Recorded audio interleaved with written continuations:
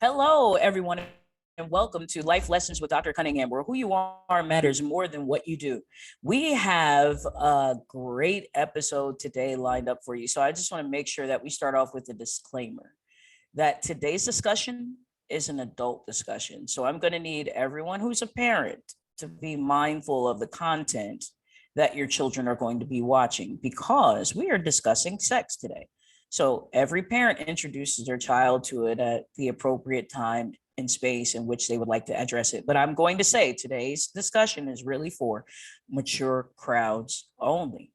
So I have the pleasure of introducing Dr. Pasciucco, but I want to make sure that I share some relevant information with you guys before the expert joins the discussion because according to the Journal of Sex and Marital Therapy, about 81.6% of women don't orgasm from intercourse alone.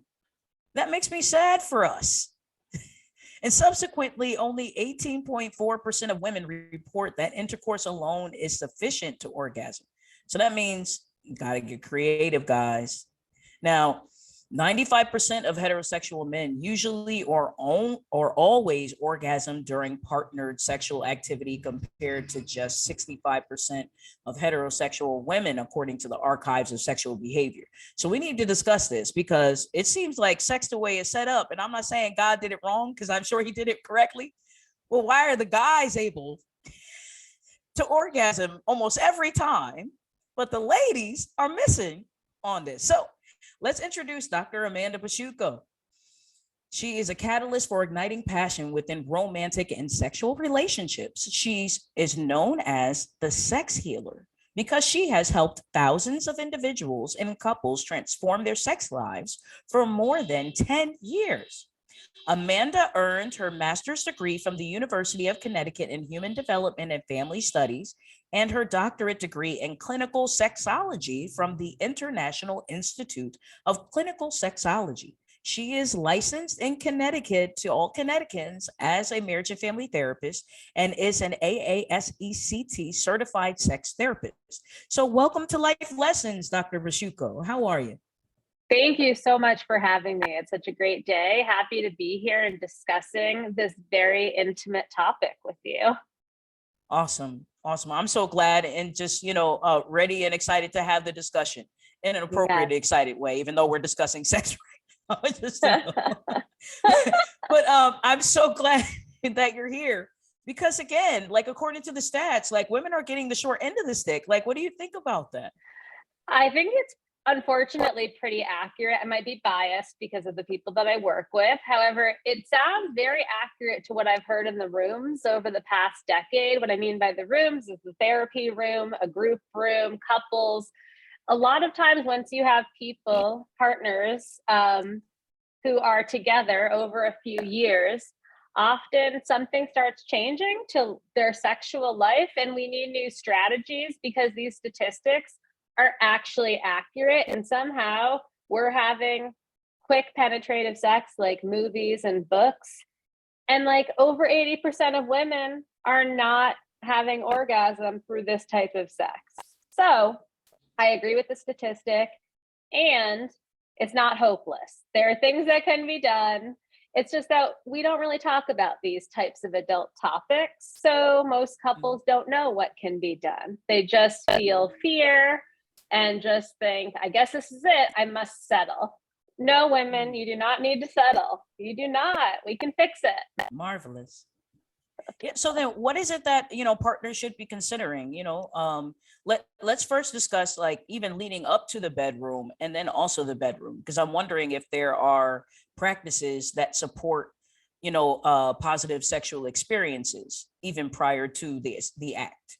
Yes, and I think a lot of people, Esther Perel, the most recent, but she's copying this from sexologists who have come before her, this idea of right after orgasm, you're beginning foreplay for the next time that you have partnered sex. Right after orgasm, you're beginning foreplay. So that means you doing chores around the house, you writing a nice little love note, giving your partner a massage. These things are remembered by your partner before they get to the bedroom the following day.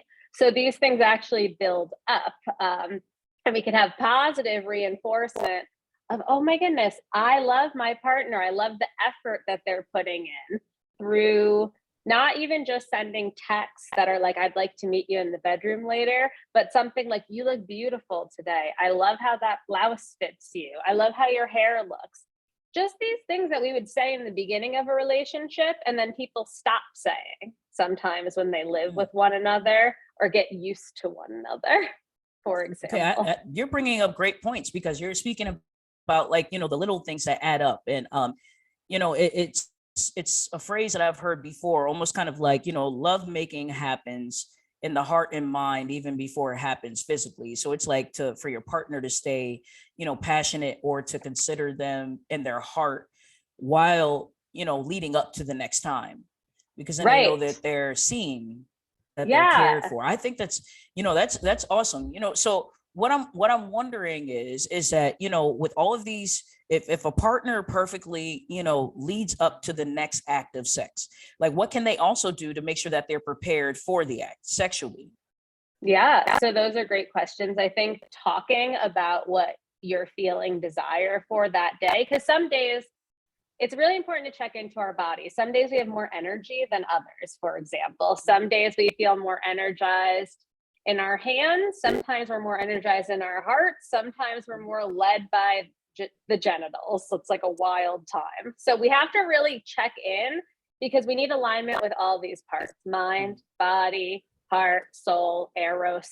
If we don't have alignment with all of them in a coupled connection, they're not really prepared for sex. They're not going to have the sex that they're wanting.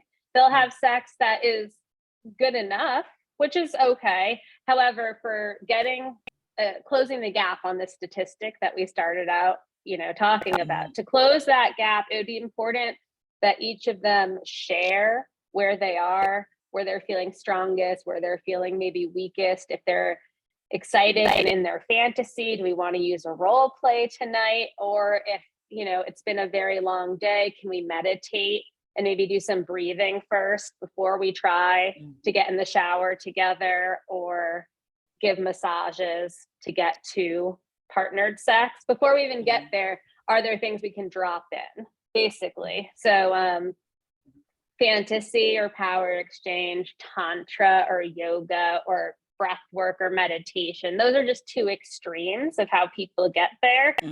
The key here is communicating, checking in with self, and then telling your partner where you're at, because you're speaking on behalf of where your body is, and hopefully they can speak on behalf of where they are.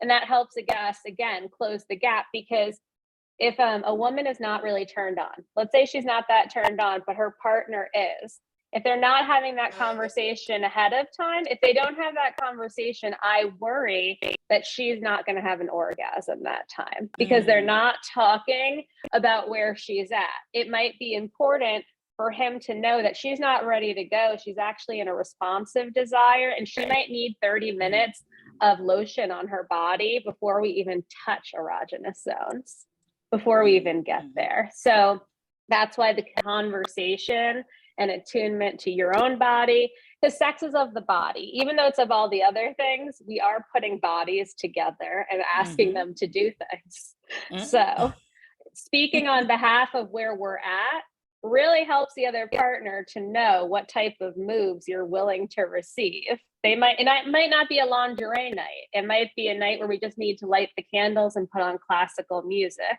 So yeah, you're bringing up great points. And I also like that you brought up the the idea of communication about what a partner wants in the bedroom. What I'm wondering is, when is it a good time to have that conversation, or when does one consider that conversation? Meaning, because as you mentioned previously, after the last orgasm, there's preparation leading to the next time.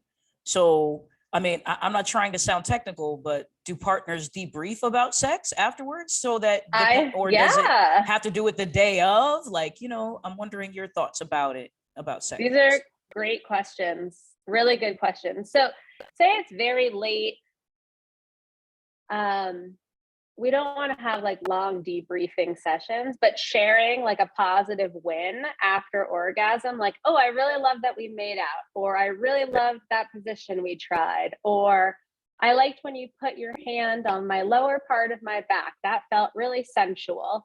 Giving like one positive appreciation after sex, I would say is a minimum. Just start doing it. You don't even, it could be you've been together 20 years, you've been together 20 days. You could just start giving a positive compliment right after, because there's always something that probably went well if you're having sex with someone you care about. There's always some positive to find. Even if there was no orgasm, maybe there was a glance, maybe there was a touch, maybe there was something, and you want to share that information because that puts ideas into the bank account for next time of what we're going to do. Okay, great. Yeah. And then how about when discussing more sensitive topics, meaning when there are couples, because previously when I worked with couples, I've heard a lot about maybe individuals or partners that had libido concerns because of maybe dealing with depression or medical concerns, or even ED symptoms. Like, how do they address those particular sensitive topics around the bedroom and preparing for sex, say, even if they're still, dealing with particular symptoms? Yeah, I think those are really important things to talk about outside the bedroom, because once we bring them, say we're in the sexual scene, almost, we're like in the buildup to romance, probably a difficult time to talk about ED, probably a difficult time to talk about low desire. However, if you make time maybe once a week to do something that the Gottmans call State of the Union, for couples therapists out there, if you make time once a week to just check in, sexual talk can be part of the check-in. Because if you're a couple, many couples, most couples I work with are sexual. They're not asexual. They're sexual couples. That's why they're coming to me. And so therefore, there's one person who wants sex and one person who might be having difficulty around sex. But getting into the habit of talking about sex without making that the moment that we go into sex, separating those two kind of brings relief, because we're not putting performance anxiety into the bedroom. We're not having those crunchy, difficult conversations in the bedroom. We're leaving the bedroom, the marital bedroom or the erotic bedroom, as that, the temple of Eros. We're not making it our therapy office with our partner. I think you're bringing up a great point too, because you're mentioning the bedroom being the temple of Eros. So I'm wondering, how do couples, separate spaces? Because even when I meet with, for example, previously when I met with couples, or even when speaking about reducing symptoms of like trauma, has to do with, following your circadian rhythm in order to, sort of soothe the central nervous system. And so if your bedroom is for specific acts, it should be utilized for specific phases and places. But the reality is too, a lot of people bring electronics into their bedrooms at night.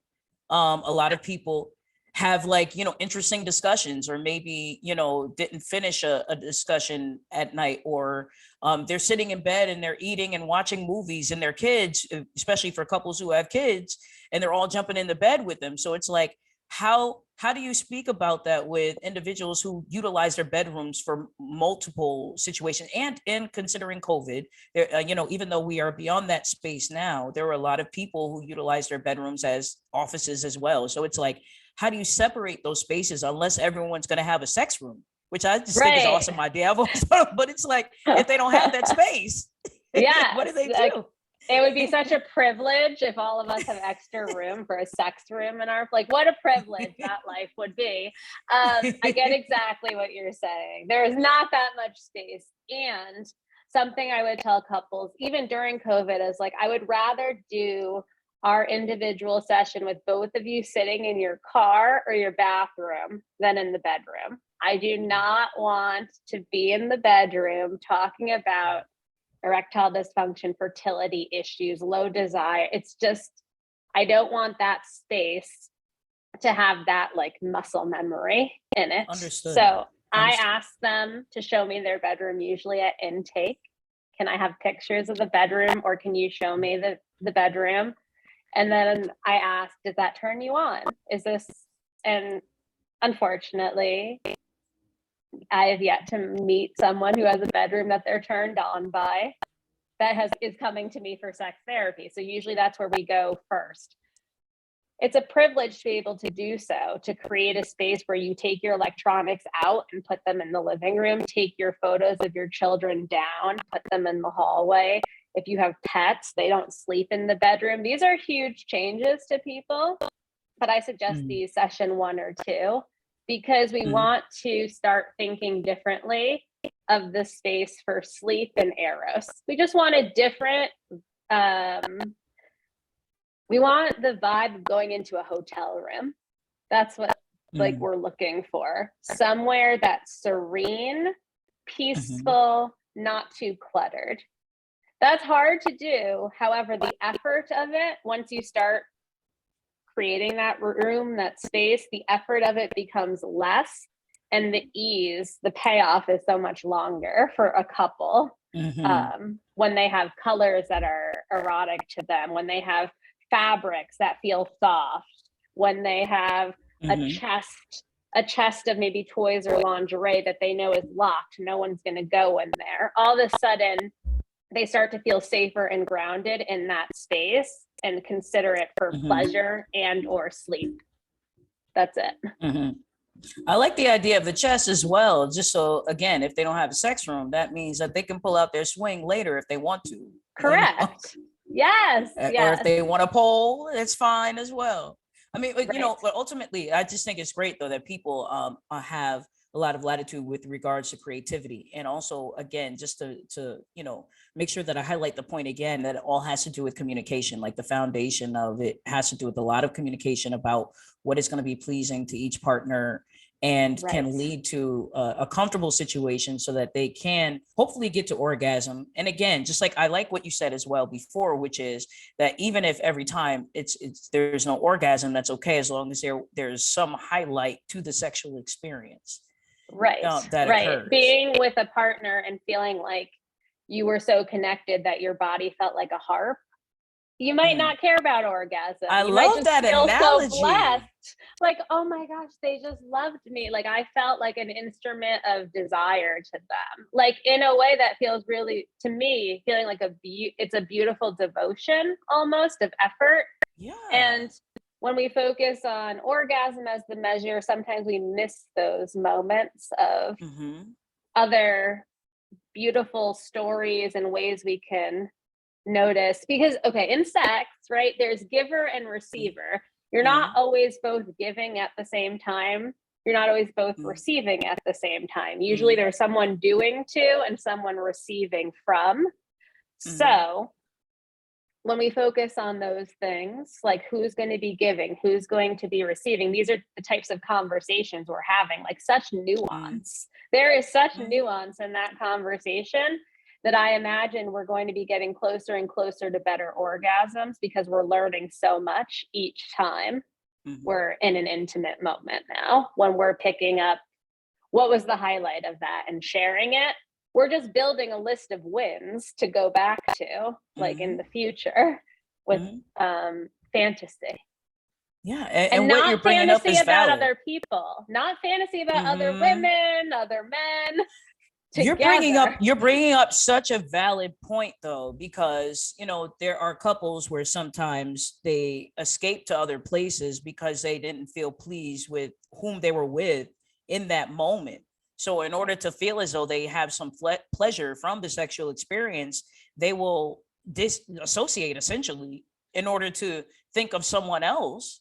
Right. And so I'm glad that you're mentioning that, because it really is, sex is not just a physical act, but it's a psychological, emotional, and spiritual experience. Like, so for people to really connect. And when I hear that, I think of worship, but worship isn't necessarily bad. It just depends on, the context of what space is created that's safe for people to connect in a real way, you know. And so sex is Right. one way of connecting, but I'm so glad to hear that you say connection is happening throughout their relationship. So it's not just in the bedroom, but it's almost like Right. the bedroom is a confirmation of the connection that they have already, like, you know. And then it's Literally. like, yeah. And so I think that's so awesome. Like what I also would like to be able to discuss here are the nuances of some of these myths that exist, even though, you know, a lot of them, you know, through time and information, and us being 21st century women, and we have more voices than we had before, because we're not Stafford wives.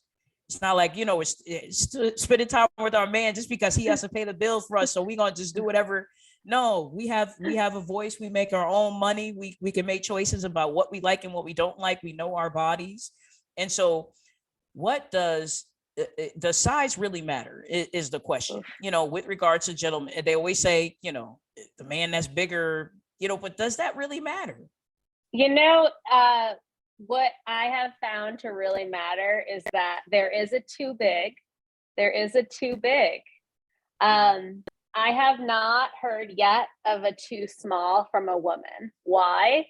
Because even a small penis is great at oral sex. Even a small penis is great at some type of from behind vaginal sex. Even a small penis could be fun, flaccid too, like all these things. But whereas like a large penis sometimes can cause pain. So for our women who have pelvic pain due to trauma, there is such a thing as too big, and size does matter to those people who are in pain. But as we said, 18-ish% of women, 18-ish, are coming from penetrative sex alone. Most penises on average internationally across all cultures is the lower side of 5 inches erect. That is in length. Also, these are people who are coming in to do penis tests. So they might be proud of their penis, and this is the average we have. So that might be actually high. So I think it's really important to know that size matters to certain people's bodies. And we can't determine size based on someone's ethnicity, their shoe size, their height, their hand size. Thank you. We can't. We can't.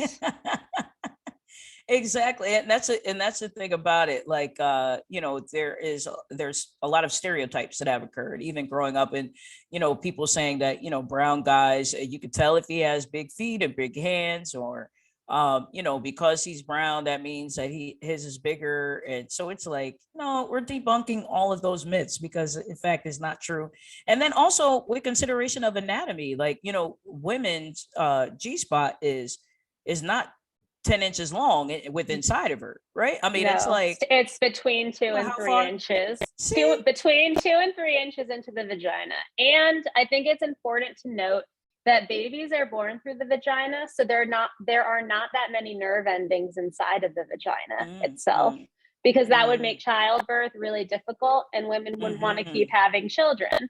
So it's important to note that most of the nerve endings are at the cervix all the way up, or right at the G-spot, which is just the very shallow introitus. Introitus means the opening of the vagina, and that's why size doesn't matter as much as men might think it does, or pornography might tell us, because the pleasure with the vagina is in the first few inches. After that, the nerve endings aren't there, everybody. It's designed this way. It's designed this way. Well, I'm sure the women whom are having babies are thankful, because everyone otherwise would be having C-sections. So for those who want to have natural births and work with your doula, aren't you thankful that the nerve endings aren't throughout your vagina? I think so. I think they would be. And then, you know, also with consideration of this particular topic, you know, not only around birth, but, you know, the female body is, I'm wondering, how would you say to a female how she could prepare herself, or to be aware of what works for her? meaning Yeah. the couples that you work with, again, I'm not trying to assume, but usually that means they've attempted and they want to work on improving. But let's say, for example, if you have a couple that might be like novices with regards to their sexual experiences, what would you share with them in order to even be aware of what they like, what they don't like? I think that I would start with probably something that's based in something called sensate focus practices. But the concept of what it is that if people are novices, they don't know what their body, where their buttons are, the pressure, the type of touch, the depth of touch that they want. There are a lot of erogenous zones. This part, this part of the neck, the back of the neck, the lower abs, the back of the lower back, the sacral area, which is the lower center of the lower back. All of these things, any person can do without masturbation. We don't have to go all the way to solo sex. We could just touch our bodies like as if we were giving ourselves a massage. In sex therapy school, a lot of times what we are practicing is how to give directive touch. And we would do that on our own hand or with a partner. And we would just say like, go left, go right. So practicing touch on your own body, or if you're really nervous with your partner, practicing touch on their hand, because that's a very safe place to practice touch versus practicing on the inner thighs, the chest, the buttocks. Those are vulnerable. So to start away from the erogenous zones is the sensate focus model. We don't start with the parts that we're told to start with. We start with curiosity of how our body is responding to touch. Are we feeling oxytocin? Sometimes it takes up to 30 minutes for all genders to feel comfortable and like that exhale in their body. Sometimes they're in so much performance anxiety that they're during sex that they're barely relaxed. It's almost like, let's hurry up really quick or else I'm going to lose the erection or we're going to lose the moment. Yeah, thank you so much for sharing that. So it allows, the couples whom are watching to know that they, can utilize the time that they have. And what you're mentioning is allowing space and time so that they can really not only relax, but also communicate regarding what they want on that particular day. Because I'm thinking about it from the standpoint of if a woman's on her cycle during that particular week, and so she might feel differently than she would feel if she's not on her cycle. Or maybe a gentleman who had a very stressful week in comparison to a week where it wasn't as stressful, and what he might want or not want. Ooh, or and how, that is like you mentioned, energy wise. Yes, that context matters so much. And that context, we don't show that in movies or books or songs. It's too boring. That context is too boring that it doesn't make it into entertainment. But it's real life and it's very important skills. Like I've gone to a lot of school to learn these skills. I get that they weren't taught. They didn't want us to know these things, I guess, in school. Like elementary school, no one was teaching us communication or comprehensive sex education. So I get that all of you, this might be a really foreign topic we're having, like really weird and foreign. But this idea of touch can be pleasurable, but doesn't have to become sexual. That is a huge concept to a lot of the couples I see. What do you mean? Because if he goes to touch me, that means he's trying for sex later. Like all these stories are made within a couple of what touch means. Well, she grabbed my waist. That means she wanted me. Maybe she was just saying hi. And because they don't talk enough about sexuality, so that's why we put in, okay, let's start working on your bedroom and let's start a scheduled once a week where we're talking about the important things of the relationship. And if they're a sexual couple, that includes sex. So it's not just about sex, it's about the whole relationship. Because to me, the sex piece of it is maybe the culmination of all the pieces like we kind of were discussing. And I would have to say that my hope is through life lessons is that people see reality of life as exciting, because there's so many people that have grown accustomed to social media, reality TV, that people are trying to measure themselves up to something that isn't even realistic, that truly isn't reality. I mean, it's created, and it's in many ways are tailored to an audience so that they do provide certain responses so that they'll continue to watch. So then it ends up being more of a dopamine hit rather than the reality that can lead to dopamine, epinephrine through a great sexual partnership. You know exactly. what I mean? Like, yes, exactly. You're spot on. so why with not what you're have it in saying. real life rather than just, what's seen on TV, or, what is seen in porn, even though, again, that's a completely other discussion, because I've done some research on porn, and there's a lot of people that are actually in a lot of pain when they are engaged in those activities, because they're meeting with multiple people, time after time after time, and under the Right. influence of, drugs.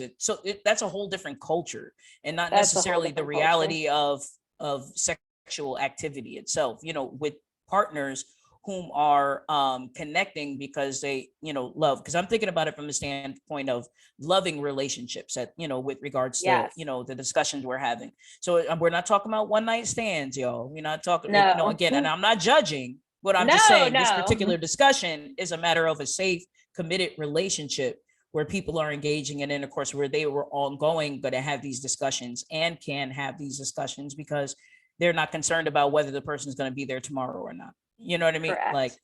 It's a very so specific type of relationship, sexual romance that we're talking about. Yeah. And not to judge the rest. It's just our yeah, not conversation judging. is specific Mhm. today. Yeah, definitely. And so how are people going to be able to contact you, like our viewers, if they'd like to meet with you more, Dr. Pasciucco? Oh, well, they can come to my website, lifecoachingandtherapy.com, lifecoachingandtherapy.com. I'm in Connecticut, licensed here as a marriage and family therapist if you're in the area. If not, I have a ton of content that's free on my website with YouTube videos and blogs that I put out answers to really common questions. So my website. Awesome. Thank you so much, Dr. Pasciucco, for joining Life Lessons with Dr. Cunningham today. And I Thanks also so would like to much. thank all of the viewers for joining this episode. And I'm going to ask you to watch it over and over again, and make sure you actually look at the link in the description for Dr. Pasciucco's YouTube clips as well. And so I just want to thank you all for watching. Again, thank you again, Dr. Pasciucco. And until next time, you all have a great one.